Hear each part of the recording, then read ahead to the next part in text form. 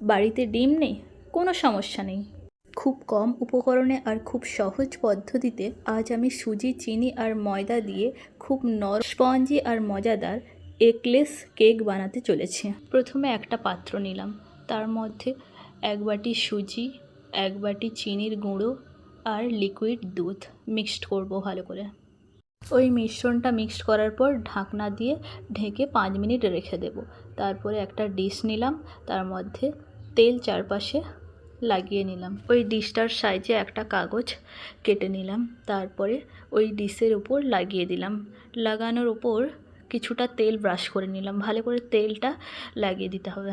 এই তেলের পরিবর্তে তোমরা ময়দাও দিতে পারো। ওভেন না থাকলে এভাবেই কড়াইয়ে জল গরম করে কেকটা বেক করে নেব।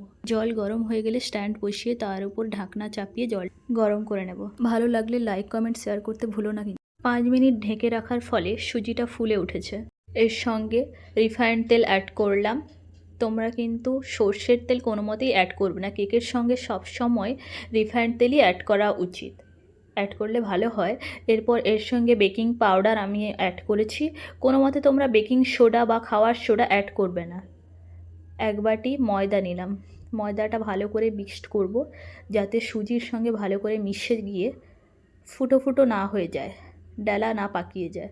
ভালো করে মিক্সড করার পর এবার এর সঙ্গে ভ্যানিলা এসেন্স অনেকে দেয়, কিন্তু আমার কাছে ভ্যানিলা এসেন্স ছিল না বলে এলাচের গুঁড়ো আমি মিক্সড করেছি। এই দেখো, এই রকম পাতলা হবে। এরপর টিনের ডিশটার মধ্যে ওই সুজির মিশ্রণটাকে ঢেলে দিলাম। এই রকম পাতলা হলে কেকটাও স্পঞ্জি হবে। টিনের বাক্সটাকে ঝাঁকিয়ে নিলাম যাতে এরকম ফুটো ফুটো না থেকে যায়। এরপর এই সুজির মধ্যে তোমরা কিশমিশ, কাজু আর ফ্রুটি টুটি অ্যাড করতে পারো, বাট আমি শুধু কাজুটাই অ্যাড করেছি, কিশমিশ বা ফ্রুটি টুটি অ্যাড করিনি। ওইগুলো দিলেই ভালো হতো কেকটা। এরপর এদিকে দেখো জলটা ফুটছে। এরপর কড়াইয়ের ওপর আস্তে করে কেকটা বসিয়ে দিলাম, তারপরে ঢাকনা দিয়ে দেব। দেখেছো,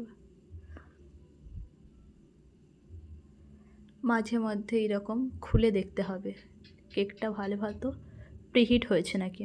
একটা কাঠি নিয়ে কেকের মধ্যে ফুটিয়ে দেখতে হবে কেকটা হয়েছে নাকি।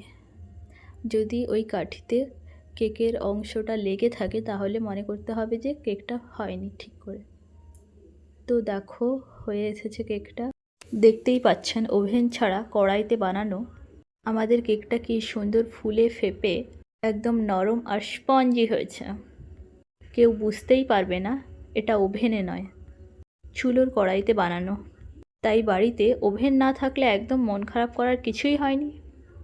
কড়াই থাকলেই পারফেক্ট কেক রেডি। তো এই ছিল আমাদের কড়াইতে বানানো একদম নরম তুলোর মতো স্পঞ্জি কেক। এত সহজ রেসিপি যদি এখনই না বানান তাহলে খুব মিস করবেন। যদি রেসিপিটা আপনাদের ভালো লেগে থাকে তাহলে অবশ্যই একটা লাইক করে দেবেন, কমেন্ট করে জানাবেন কেমন হলো, আর শেয়ার করে সবাইকে দেখার সুযোগ করে দিন। আর আমার চ্যানেলে নতুন হয়ে থাকলে সাবস্ক্রাইব করতে ভুলবেন না কিন্তু।